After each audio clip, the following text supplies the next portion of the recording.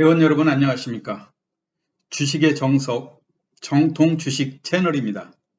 2020년 9월 25일 금요일 오늘의 주식 시황을 말씀드리겠습니다. 오늘 주가지수가 상승 반전했는데요. 원래 금요일은 쉬고 주말 특집 시황으로 대체하려 했는데 오늘 다룰 내용들이 갑자기 많아져서 급히 영상을 준비했습니다. 오늘 다룰 내용은 북한이 우리 공무원 사살에 대한 생각지 않은 사과의 반응이 나왔는데 과연 이것이 대북 관련에 어떠한 영향을 미칠지 하고, 오늘 그동안 상승을 지속하던 KPM 테크가 하한가로 돌변했는데요. 다음 주 과연 어떠한 흐름을 보일 건지, 또 추석 명절이 다가오는데 명절 연휴에 과연 주식을 사가지고 갈 건지 팔고 가야 될 건지 궁금하신 내용이 많으실 것으로 생각됩니다. 궁금하시면 좋아요, 구독 눌러주시면 감사하겠습니다. 또한 유튜브 검색창에 정통주식 검색하시면 지나간 영상 모두 자세히 보실 수 있습니다.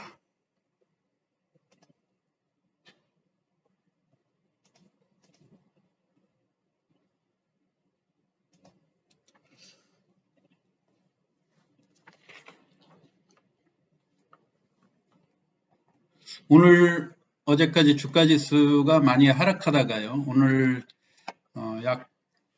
그렇게 장중에 큰 폭으로 상승해서 조금 상승은 돌려놨는데 그래도 코스피가 6포인트 정도, 코스닥도 1.3포인트 정도 상승세를 보였습니다. 간밤에 다우와 나스닥이 그동안 하락세를 딛고 미약하나마 반등에 성공함으로써 어느 정도 단기 낙폭이 회복되는 것이 아니냐 하는 그런 기대감이 작용된 것으로 볼 수가 있습니다.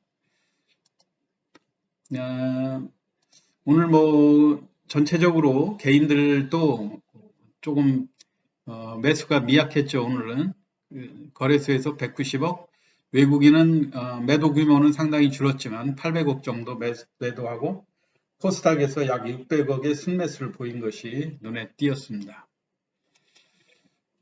오늘 제가 서두에서도 말씀드렸듯이 오늘 북한이 지금 최근에 공무원의 그 사살 문제로 그게 납북이다, 실족사다 이런 걸로 인해서 대북 관련 특히 야당의 그 공세가 아주 거세지고 있는데요.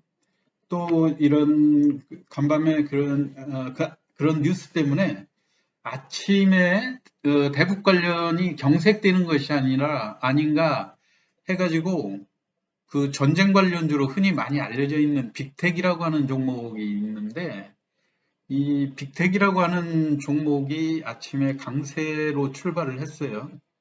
1200원이어서 무려 상한가를 눈앞에 두고 11,750원 상한가까지 거의 임박했다가 이게 뜻하지 않게 오후에 북한으로부터 이제 안보실장이 발표를 했죠. 북한이 사과를 했다 하는 내용을 기자회견에서 발표하면서 급반전 해가지고요.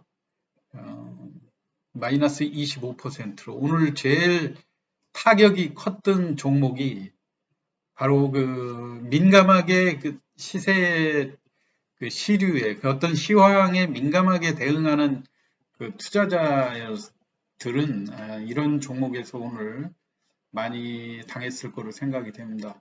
빅텍이라고 하는 종목이 항상 전쟁 관련주로 분석이 돼서 남북 관계가 경색되면 주가도 많이 일시적으로 끝나는 게 아니라 비교적 상승 패턴이 좋은 종목 중에 하나죠. 그런데 오늘 이렇게 장대 양봉을 만들어놔서 이건 전혀 기대하지 않은 뉴스였는데요.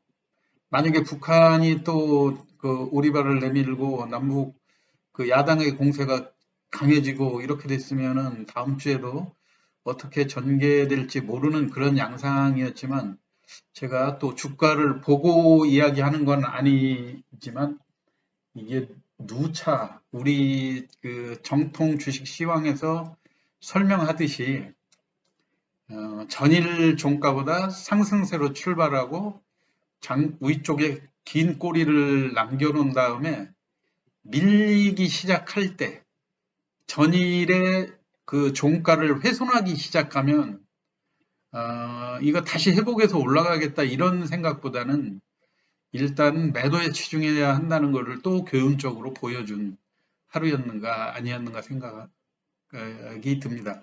물론 그렇게 기계적으로 움직이기가 쉽지 않죠.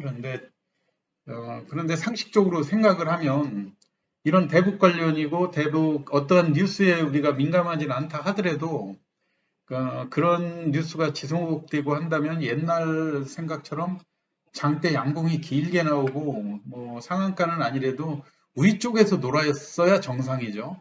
뭐 그런 측면에서 제가 말씀을 드렸고 이거는 정말 뭐 보고 나서 뭐 쉬운 얘기 한다 이렇게 하실지 모르겠지만 그 원론에 입각해서 설명을 드렸습니다. 그러면 과연 그 대아티아이라고 하는 종목 남북 철도 관련주로 많이 인식이 돼 있죠. 그 다음에 이제 아난티는 북한의 그 골프장이라든가 카지노 사업 뭐 이런 걸로 해서 많이 알려진 대표적인 대북주인데 사실은 이게 대북주가 너무 오랜만에 움직였어요. 그래서 그 대아티아이도 그렇고 이게 장중에 한번 반짝하고 끝나는 종목들이라 지금까지 그 추세가 당일날 큰 폭으로 이렇게 10포인트, 15포인트가 올라가고 견디면서 끝나는 경우가 별로 없어요. 그러면 아무리 또 그 이거를 기대감을 가지고 넘어가기에는 대개 그 장중 그 흐름으로 끝나는 종목인데 오늘은 좀 특이한 면들이 있었습니다. 그래서 여하튼 뭐 이거를 홀딩해서 가지고 가신 분들 제가 그 초기에 할 때 어떤 가능성을 가지고 그렇게 되기를 바라는 심정에서 주식을 예단을 가지고 하지 말라 이런 얘기죠. 뭐 10월 달에 뭐 폼페이오도 온다고 했다 뭐 이러면서 선거를 앞두고 트럼프가 김정은과 모종의 또 그 회담설이라든가 이런 걸 하는 거 아니냐 하는 그런 기대감만 가지고 하여튼 주말에 특별한 이야기가 없으면 시간 외에서도 27만 주의 매도세들이 많았죠. 약했을 거로 생각이 되고요. 그 다음에 다른 종목으로 또 넘어가겠습니다. 자, 오늘 KPM 테크가 하한가를 기록을 했죠. 하한가에 여러분들 이 종목 이렇게 오른 종목 한 번 정도 그동안 오른 거로 생각을 하면 한 번 정도 조정은 올 수가 있는데 이게 고점에서 30% 조정이면 기존의 바닥에서 올라갈 때 폭보다 훨씬 커집니다. 오늘 29% 오늘 하한가까지 4,460원을 기록했는데요. 무려 1억 8,200만 주를 기록을 하고 주가가 약세로 돌변을 했어요. 그런데 장중의 고점은 7,460원이었다는 거. 그럼 이 차트를 한번 또 볼까요? 자, 또 여지없이 제가 아까 전쟁 관련주 빅텍을 보고 얘기했던 얘기를 또 반복해서 할 수밖에 없는데요. 이게 오늘 사실은 하락한 그런 이유는 어제도 얘기했듯이 미국의 휴머니젠이라고 하는 주가가 어제 10달러 밑으로 내려왔잖아요. 어제 보니까 한 9달러 정도 기록한 거로 제가 생각이 되는데요. 이게 주가가 약했기 때문에 근데 일부에서 주가를 여기에서 조정을 하는 그런 세력들 입장에서는 1% 정도, 1달러 정도면 큰 낙폭이 아니니까 예전에 늘 하듯이 적당한 선에서 출발해서 강하게 또 끌고 갈 걸로 해서 따라붙었던 세력들이 물론 여기까지 따라가서 수익 내고 빨리 또 매도하고 관찰하고 이렇게 발빠른 종목 더군다나 양봉이 이렇게 장대로다가 어, 3개, 4개 이상 이렇게 하는데도 이 종목을 계속 지켜보면서 상한가 굳히기를 기다린다?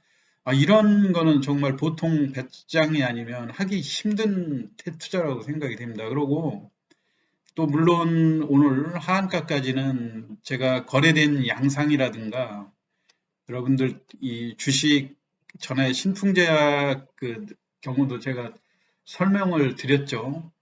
1억 8천만 주가 여기서 거래가 된다는 거는 이 바닥에서 수익이 난 사람들이 다 매도를 하겠죠. 일단 자칫 잘못하면 수익 난 것이 원위치가 되니까. 그러면은 여기에서 지금 오늘 제가 이 종목을 잘 관찰해 보니까 보합권대에서 상당히 그러니까 전일 종가를 훼손하지 않으려고 하는 이 거래량도 상당히 많이 됐거든요.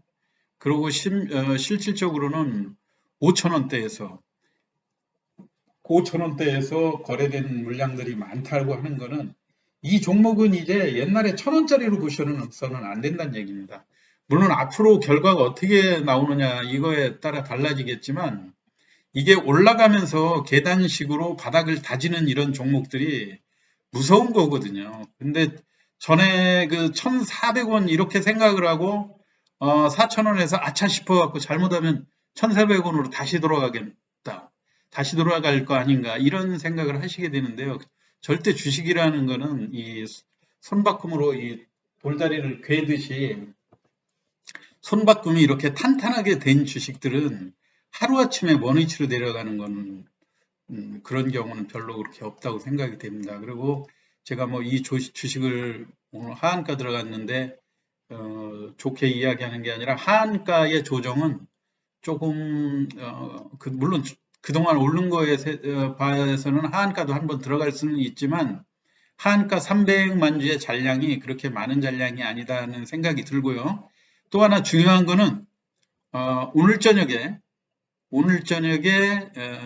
주말 금요일 날 미국 시장에서 아마 그 휴머니젠이라고 하는 주식이 다시 10달러 위로 플러스로 조금만 올려놓고 시작을 하면 아마 월요일 날은 오늘 언제 하한가 들어갔냐 이게 보통 생각하면 여기서 하한가 시작을 하면 하한가에 팔자 이걸로 시작을 하면 보통 투자자들이 다음 하한가를 또 생각을 하게 되거든요. 그런데 하여튼 남아있는 게 오늘 미국 시장의 휴머니즘 주가를 한번 관찰해야 된다는 그런 기대감들도 있어서 제가 또 말씀을 드렸고요. 이거는 이런 급등주를 투자하실 때는 여하튼 차트상에서 가급적 전일 종가를 훼손하면서 음봉으로 기울어지게 되면 특히 단기 매매 하시는 분들은 바닥이 어디까지 떨어진지 모른다고 그랬지 않습니까? 그때는 매도를 하시고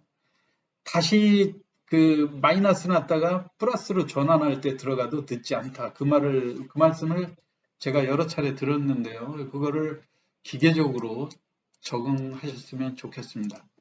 또 하나 오늘 좀 눈여겨봐야 될 주식은 줌 인터넷이라고 하는 종목인데요. 줌 인터넷이라고 하는 종목이 최근에 또 상한가로 전일 9월 22일 날 또 상한가 가고 자 평소에 거래가 전혀 20만 주밖에 안 되고 바닥에서 기든 종목이 갑자기 2천만 주씩 거래가 됐어요. 2번 연속. 그리고 어제는 장이 좀 조정하고 하는 목요일 날 어제 60포인트 빠지는 장이기 때문에 장중에 1,000원 이상 오르다가 이렇게 떨어졌는데요. 오늘 다시 이게 반등을 했거든요. 뭐 지금 언택트 시대에 화상회의라든가 이런 장비를 제공하고 매출이 엄청나게 늘어나고 있다. 이러는 것들이 이제 알려져서 이 주가가 반등하고 있는데요. 전에 언택트 그렇게 이야기할 때는 뭐 하고 있다가 지금 늦게서 올라가고 있는지 그것도 참 신기하긴 하지만 물론 이게 보면은 모르는 이런 중소기업들이 새롭게 이 IT 업계에서는 세대 교체가 상당히 그렇게 빨리 되지 않습니까?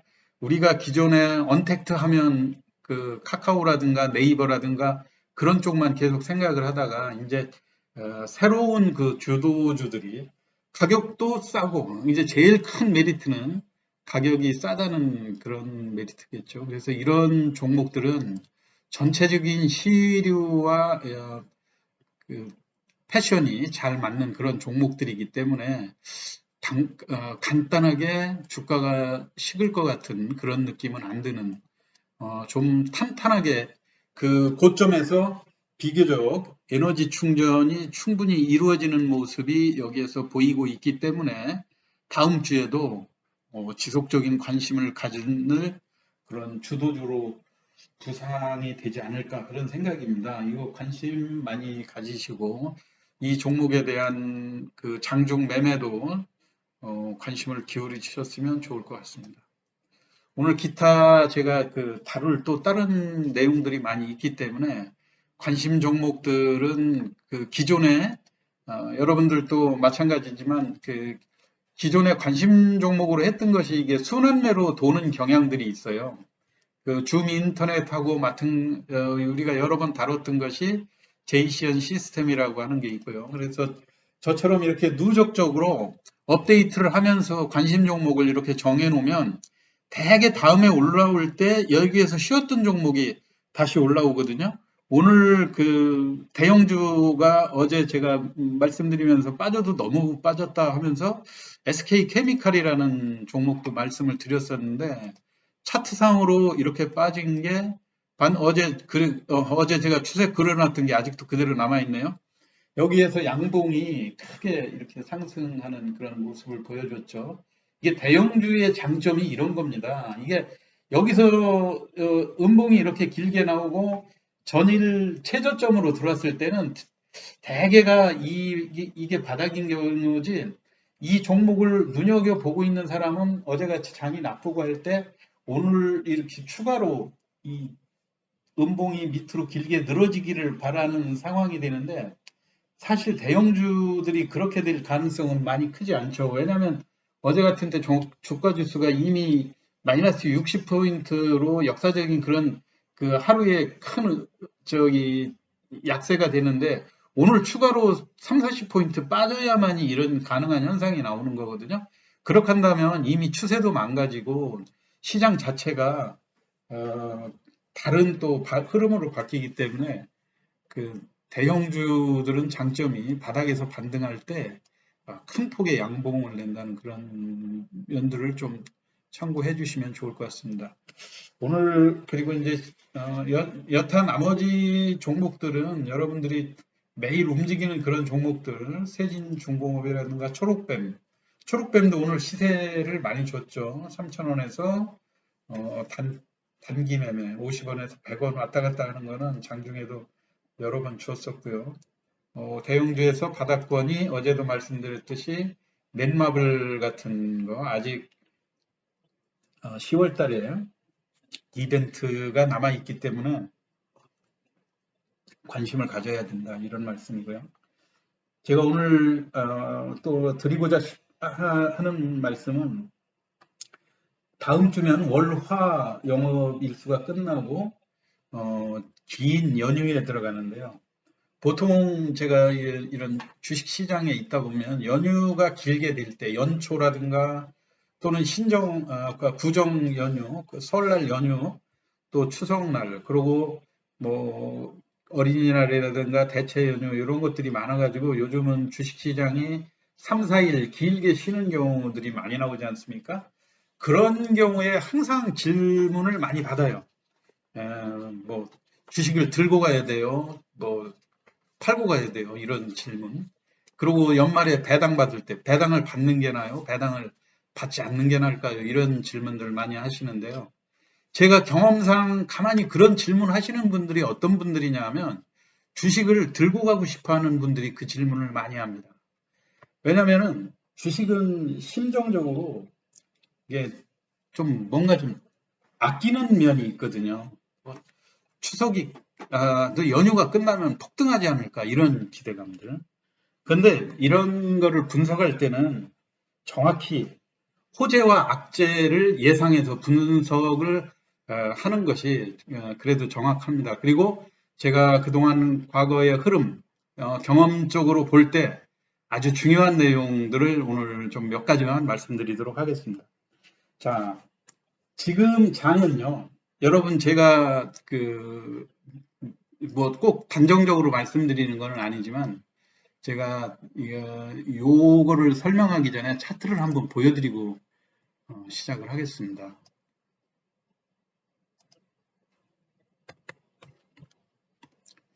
이게 종합주가지수 그래프인데요.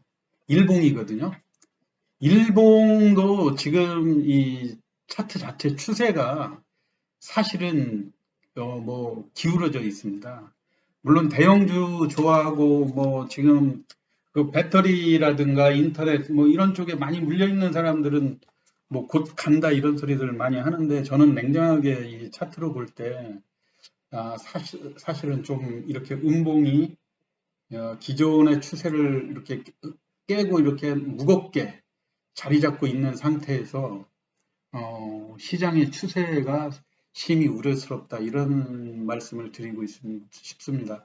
물론 그렇게 주장하시는 분도 많죠. 개인들이 물론 지금 그 개인들이 시장에서 너무 오버했었던 그런 측면들도 있고요. 그래서 그런 면에서 조금 뭐 우려스럽다는 측면. 근데 결론은 뭐냐면은 지금 호재보다는 호재가 그렇게 보이지 않는 시장입니다. 우리가 호재라고 해서 분류할 수 있는 거는 이번에 북한이 획기적으로 좋은 쪽으로 반응을 했다고 하는 거. 미 대선에 임박해서 폼페이오가 10월 달에 또 오고 남북 정상이 또 한 번 또는 트럼프하고 김정은 이런. 그런데 이거는 확정이 되지 않은 가상의 시나리오지 않습니까? 우리의 소망을 이야기하는 거고, 전체적으로 또 추석 명절로 생각보다 코로나 통제가 잘 돼서 또 그 장기간 흐름이 이어지니까 뭐 백신이라든가 서양 이런 쪽에서 좋은 그 뉴스 이런 것들을 기대해 볼 수 있는 게 뭐 호재 쪽인데요. 그런데 제가 볼 때는 악재 쪽을 또 보게 되면 아까도 말씀드린 대로 종합주가 지수 차트가 음봉으로 단단하게 바닥에서 뭉쳐 있다고 하는 것이 하나의 좀 장을 좀 어둡게 볼 수 있는 그것도 있고요. 그 다음에 개인의 매수세가 갈수록 약화되고 기관과 외국인의 매도세가 늘어난다고 하는 거.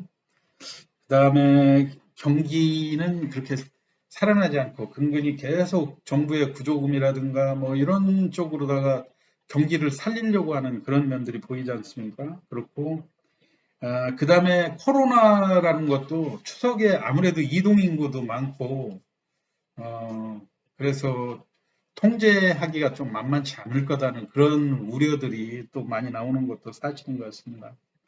여하튼 그래서 모두 주식을 가지고 가는 것보다 그리고 경험상 보게 되면 주가가 미국도 좋고 4일 우리가 노는 동안에 미국 시장이 폭등을 했었다. 기술주 같은 것들 많이 떨어져 있다가 올라오고 해도 우리가 강하게 출발하는 시장은 얼마든지 따라가서 살 수가 있어요. 그런데 크게 떨어지는 거에 대응하기는 상당히 어렵습니다. 경험상 보면.